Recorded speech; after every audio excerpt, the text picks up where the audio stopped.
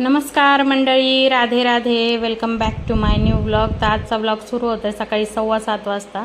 7:15 वाजता मी राधा आणि कृष्णाला आधी झोपेतून जागा केलं, त्यांना उठवलं, छान प्रेमाने कुरवाळून त्यांना झोपेतून उठायला सांगितलं.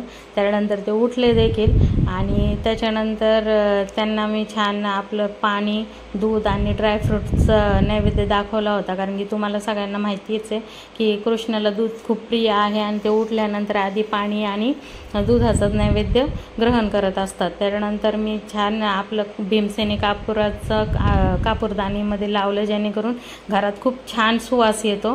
त्यानंतर मी केली तुलसी महाराणीची पूजा, छान तुळशीपुढे रांगोळी वगैरे काढली सकाळी सकाळी आणि त्यानंतर तुळशी महाराणीची पूजा वगैरे केली आणि त्यांना नमस्कार केला. त्यानंतर मी राधा आणि कृष्णाच्या आंघोळीची तयारी केली. त्यांचा आज मी पंचामृताने अभिषेक करणार आहे, कारण की आज आहे अपरा एकादशी आणि अपरा एकादशीचं महत्त्व असं आहे की जे कोणी अपरा एकादशीचं व्रत वगैरे करतं, त्याची कथा ऐकतं, त्याच्यावर अपार ही श्रीकृष्णाची कृपा होत असते.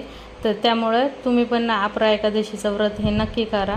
मी राधा आणि कृष्णाला पंचामृताने स्नान घातलं. त्यानंतर भरपूर फुलांच्या टपामध्ये त्यांना बसवून त्याच्यात पण त्यांना मी छान आंघोळ वगैरे घातली. त्यानंतर आंघोळ घालत असतानाच मला एक पार्सल रिसीव झालं, जे ऑब्व्हियसली राधा आणि कृष्णासाठी मी मागवलेलं होतं. तर त्याच्यामध्ये काय निघतं हे मी तुम्हाला चला व्हिडिओमध्ये दाखवते. तर ह्याच्यामध्ये मला रिसीव झाले होते 2 राधा आणि कृष्णाचे छान असे पोशाख, जे मी त्यांना उन्हाळ्यात घालू शकते. अगदी लाईट वेट आणि पातळ आहे, ज्याने राधा आणि कृष्णाला अजिबात गरम होणार नाही. आणि एक छान गोष्ट मी मागवली होती, ते म्हणजे हे वॉटर फाउंटन. तर हे आहे लोटसच्या शेपमधलं वॉटर फाउंटन, जे मी राधा आणि कृष्णासाठी मागवलं होतं. तर हे राधा कृष्णाला मी त्याच्यात आले बसून ते फाउंटन वगैरे चालू केलं, ज्याने त्यांना असं मस्त थंड थंड वाटत होतं आणि त्यांना खूप मजा येत होती. राधा आणि कृष्णाला उन्हाळ्यात आहे ना, जेवढी त्यांची सेवा करता येईल ना तेवढी करायची, कारण की उन्हाळ्यात त्यांना खूप जास्त कपडे वगैरे घालायचे नसतात. आणि त्याचबरोबर मी राधा आणि कृष्णाला आहे ना चंदनाचा लेप पण लावणार आहे, कारण की आता खूप जास्त उन्हाळा आहे. प्रत्येक सिटीमध्ये 40च्या वर टेम्परेचर आहे.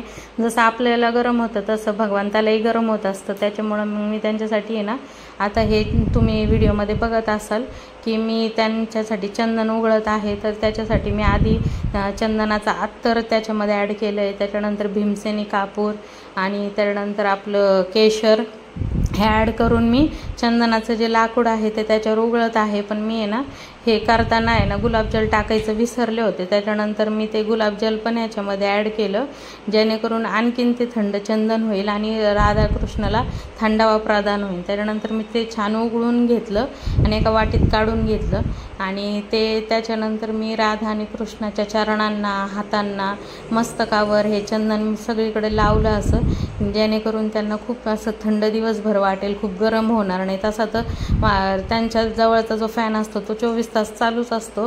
रात्री मी त्यांच्यासाठी कूलर वगैरे लावत असते, पण चंदनाने जो थंडावा शरीराला भेटतो तर कृष्णाला खूप आवडतो. आणि तुम्हाला माहिती आहे का, वृंदावनमध्ये अक्षय तृतीयेपासून 21 दिवस राधा आणि कृष्णाची चंदन सेवा असते. तर ही चंदन सेवा मी माझ्या घरी देखील त्यांची रोज करत असते. त्यांच्या हाताला, पायाला चंदन लावून दिवसभर त्यांना थंडावा मिळेल अशा गोष्टी मी करत असते रोजच्या. तर तुम्हाला पण हे कसं वाटतंय हे मला नक्की कमेंट करून सांगा. माझ्या राधाकृष्णाची जी मी सेवा करते आहे उन्हाळ्यातली, ती तुम्हाला आवडती आहे का? त्याशिवाय एकादशीची जी विशेष पूजा मी करते, पंचामृताने स्नान वगैरे, हे तुम्हाला आवडतं आहे का? त्याचबरोबर कृष्ण आणि राधाला मी छान शृंगार वगैरे केला. खूप हेवी कपडे वगैरे नाही घातले, त्यांना फुलांची माळ वगैरे घातली, जेणेकरून त्यांना थंडावा मिळेल असं. आणि त्याच्यानंतर मग मला थोडंसं फराळाचं करायला वेळ होतं, म्हणून मी त्यांना आंबा आणि केळीचं पहिले फळांचा भोग लावला. त्यानंतर अर्ध्या तासाने मी साबुदाण्याची खिचडी केली होती, त्याचं पण मी त्यांना भोग लावला. त्यानंतर दुपारी मी त्यांना प्लेन दूध देत असते, पण मी आज त्यांना प्लेन दूध न देता त्यांच्यासाठी मी बनाना शेक बनवला होता, कारण की आता खूप जास्त गरमी आहे आणि त्यांना असं तेच दूध पिऊन पण कंटाळा आला होता. त्याच्यामुळं मी त्यांच्यासाठी बनाना शेक बनवला होता. परत झाली संध्याकाळची वेळ, त्याच्यानंतर मी तुळशी महाराणीची धूप दीप लावून पूजा वगैरे केली, मंत्रोच्चार वगैरे करून मी तुळशी महाराणीला प्रणाम वगैरे केलं. त्यानंतर माझी माळ वगैरे जप केला.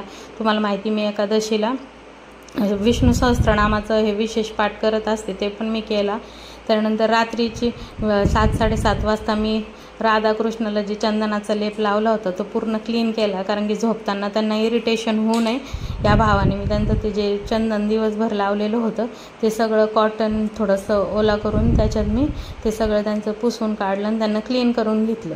आणि मग रात्रीच्या जेवणामध्ये त्यांना फराळासाठी बनवली होती मी भगरीचं मी डोसा बनवला होता, ते मी त्यांना खाऊ वगैरे घातला. त्यानंतर त्यांची अत्तर आणि मालिश वगैरे करून रात्री मी त्यांना झोपी वगैरे घातलं होतं. झोपताना मी त्यांना रात्री दिवसभर तर फॅन चालू असतो, पण रात्री मी त्यांना कूलर लावत असते, कारण की त्या कूलरमधून आहे ना आपण आईस वगैरे टाकला ना अशी छान फॉग बाहेर येत असतो, थंड असा. हे पहा मी तुम्हाला आता व्हिडिओमध्ये दाखवते. हे पाहिजे असं फॉग याच्यातून बाहेर येत असतो, तर त्यांना आणखीन थंड वाटतं. असं करून मी दिवसभर त्यांची सेवा करून रात्री त्यांना झोपी घातलं. तुम्हाला हा ब्लॉग कसा वाटला नक्की